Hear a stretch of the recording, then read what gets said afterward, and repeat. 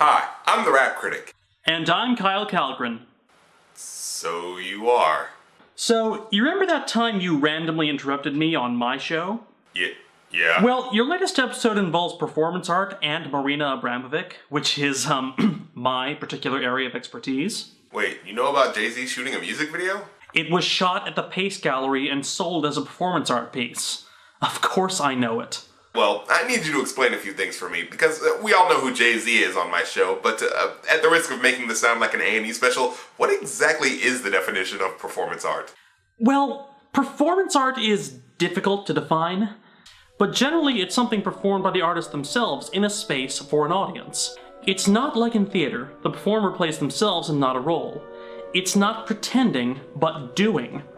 Often performance art tests the limits of the human body, the limits of society's taboos, and the limits of the relationship between artist and audience. Sometimes it's political, like Punk Prayer by Pussy Riot, where members of the band broke into the Cathedral of Christ the Savior in Moscow and began shouting, singing, and playing protest music. Or it could be personal, like the 1975 piece Interior Scroll, where the artist stood on a table, naked, and read aloud from a feminist discourse extracted from her vagina. And Seedbed by Vico Anconci, in which the artist hid under a false floor of an art gallery, wired up to a microphone, allowing his voice to be projected into the room as he vigorously masturbated. So, it takes a lot of guts to pull off.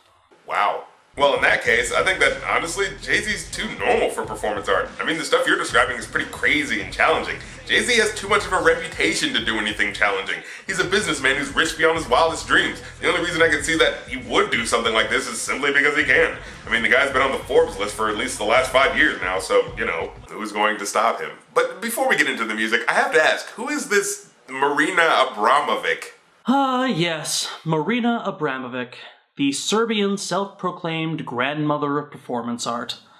Her body of work is as much art as it is a decades-long game of suicidal truth or dare. She is the definition of pushing the limit. Some career highlights include 1977's Imponderabilia, in which Abramovic and her romantic and artistic partner Ule stood naked on opposite sides of a narrow doorway. The audience, trying to get through the doorway, would have to turn sideways and squeeze past them both, touching nude male and female flesh. Weird. That was practically G-rated. Compare it to Rhythm 2. In that one, she took a pill used to treat catatonia, causing her to go into seizures as the audience watched. And when that drug wore off, she took a pill used to treat aggression in depressive people, causing her body to be completely immobile. Holy crap! And then her most famous performance, 1974's Rhythm 0. In that famous display, she stood before a small audience, perfectly still. Around her were 72 objects, including a rose, a feather, honey, a whip, scissors, a scalpel, and a gun with a single bullet. The audience was allowed to do whatever they wanted with the objects and her body. At first, the audience was gentle, but as time passed, they became more aggressive. Her clothes were cut, blood was drawn. One person in the audience tried to pull a gun on her, before another audience member pushed the gun away. And at the end of the performance, running for a total of 6 hours, she stood up and simply walked towards the audience. And they scattered, afraid to confront her. Wow. Okay, now before we get into... Hey, dude, this art lesson is very endearing stuff, but I have to ask if this is leading up to a point, because we have to get to the music eventually. I'm getting there.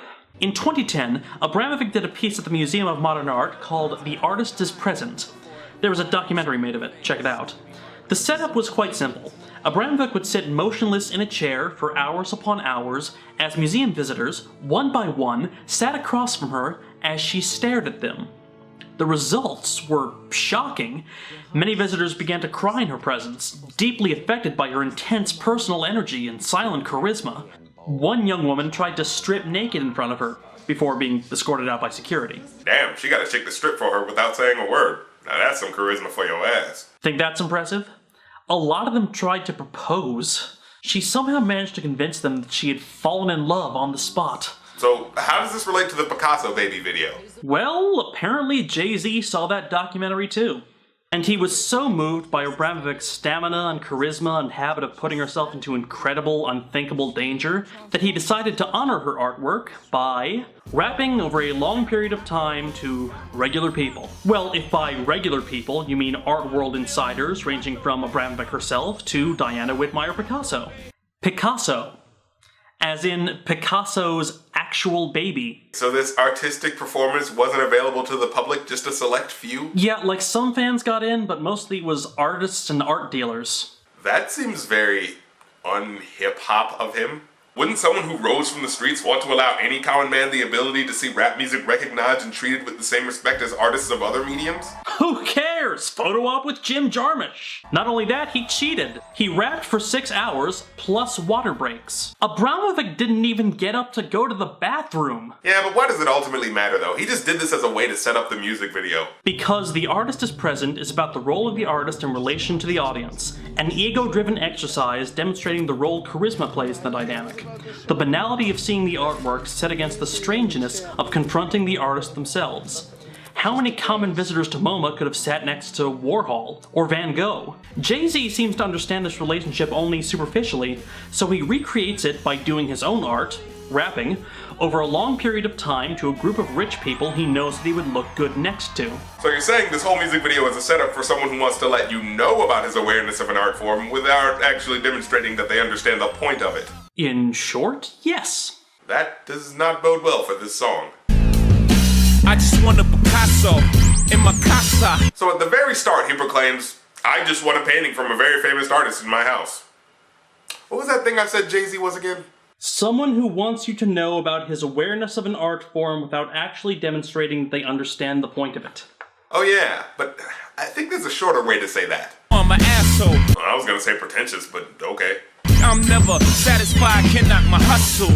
I want a Rocco, no, I want a brothel. First your line of thinking leads you to want to get a painting, and then it randomly leads you to wanting to go to a whorehouse?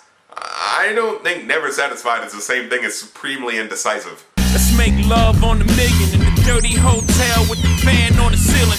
I see he went with the brothel option. All for the love of drug dealing, All for the love of drug dealing? I'm sorry, whatever happened to showing drug dealing as a means to an end that you're ashamed about? Like on Regrets, where you were talking about selling opium in third person because you didn't want to face the reality of what your customers were going through. Or on all of your songs since your first album, when you were obviously not selling drugs anymore, where you said you weren't glorifying drugs, but merely reminiscing and looking back on your drug dealing days for the purpose of giving voice to those still stuck in that grind. Now you claim that it wasn't for the profit that eventually gave you access to a less dangerous career choice, but that you sold drugs all for the love of drug dealing, like it's some sport that you really have to have your heart in order to succeed? That's stupid. Oh, what a feeling. Fuck it, I want $1 billion. I'm pretty sure this is supposed to be the oh snap moment of the song with the music dropping out and everything, but he didn't really say anything profound or clever. Maybe this is the line everyone's supposed to shout when he points the mic at the crowd, but all I can think of when I hear this is some fat cat CEO at McDonald's giving himself a pay raise. Well, since we are one of the richest companies in the world, I suppose I could give myself a lot more money. Or I could give a raise to the millions of people who work for me at minimum wage. Fuck it, I want $1 billion. Screw him. Jeff Koons balloons, I just want to blow up. Oh hey, a reference to an artist's work. But since Jeff Koons' balloons aren't actual balloons but stainless steel statues, the wordplay referring to them blowing up doesn't sort of really work? Bacons and turkey bacon, smelly aroma. Is this Jay-Z trying to be clever? Because it's not so much wordplay as it is just an acknowledgement that yes, Francis Bacon was an artist, and yes, bacon is strips of meat. It ain't hard to tell. I'm the new Jean-Michel. Okay, that's not a bad comparison. Jean-Michel Basquiat is another African-American New York native who struggled from nothing to fame using a form of expression popular in inner cities. Really now? Huh. Makes me wonder why he didn't name the song after him. Not as famous as Picasso. Oh yeah. Sleeping every night next to Mona Lisa. The modern day version with better features. You know, the woman in the Mona Lisa isn't necessarily known for her beauty. In fact, she's pretty plain, even by 16th century standards. What's important about the work is how she's set against a beautiful but geographically impossible background, how her famously indecipherable smile suggests so much about the subject's personality.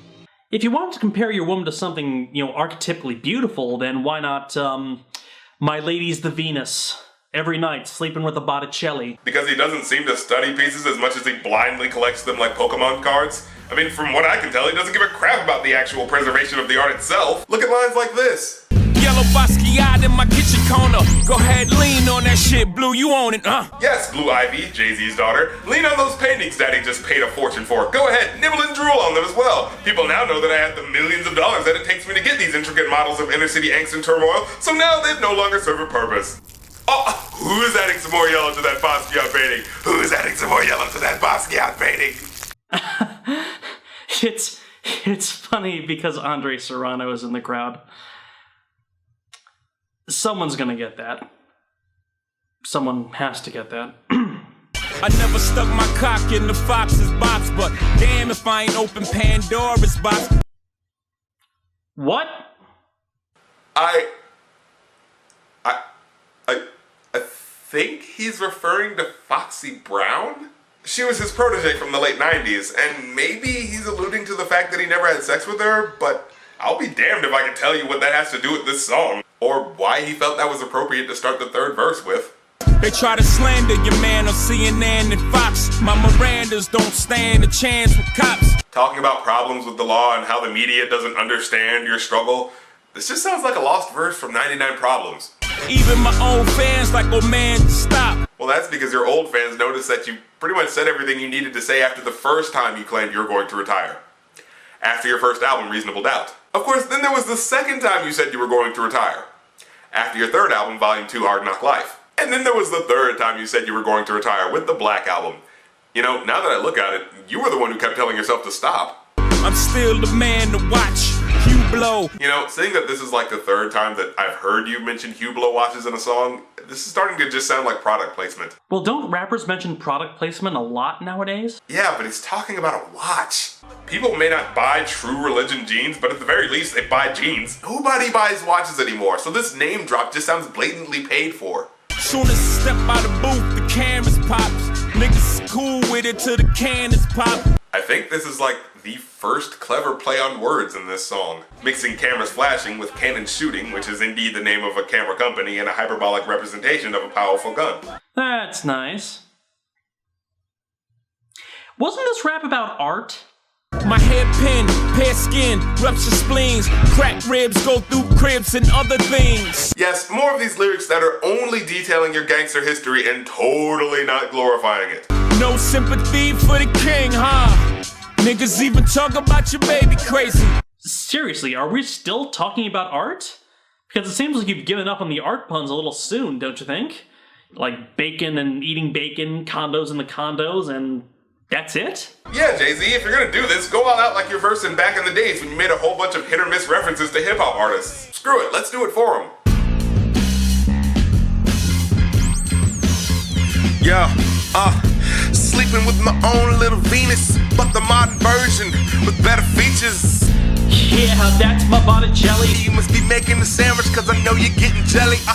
She my canvas, the easel is my wallet. So when I'm splashing money on her, call me Jackson Pollock. I'm all about my cheddar and art though. So it's Monet, Cash, and Ho. Jose Orozco. With my rivals and brothels, I'm surrounded by fair faces. Cause I got more than 2 nudes descending my staircases. So don't disrespect. Think you're richer? You wanna bet? Well, that's a bet you're going to lose. Look trick. Now let's stop pretending to be hardcore gangsters and let Jay-Z do that for us. Come through with the yay mask on, spray everything like Sambo. I won't scratch the Lambo. Really, Jay-Z? You're gonna personally kick doors off the hinges and start a shooting spree while your music video takes place in a safe, comfy art museum as you get chummy with the likes of Alan Cumming and Judd Apatow? Well, we don't believe you. You need more people. What's it gonna take for me to go? As in, what would it take for you to leave?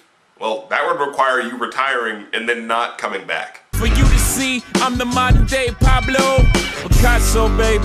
Oh wait, so what you're saying is, what would it take to make people see you as a modern day Picasso, but one who paints pictures with his words? Well, a good way to do that would have been using this song to point to your past works like Reasonable Doubt or The Black Album, to talk about how you've given us classic rap albums that will stand the test of time as artistic depictions of your psyche in that time period of your life. However, as this song stands, it does nothing of the sort. So for a pretty nice beat, but pretty lazy lyrics, I'd give it a 3 out of 5. And as for the video we just watched, honestly, was that it? All the build-up for a classy high art video for nothing more than Jay-Z in a white room rapping one song to his rich friends? And now that I think about it, these people just sat through a 6-hour concert in which they've only heard one song. I don't care if it is at a museum, that sounds like a ripoff.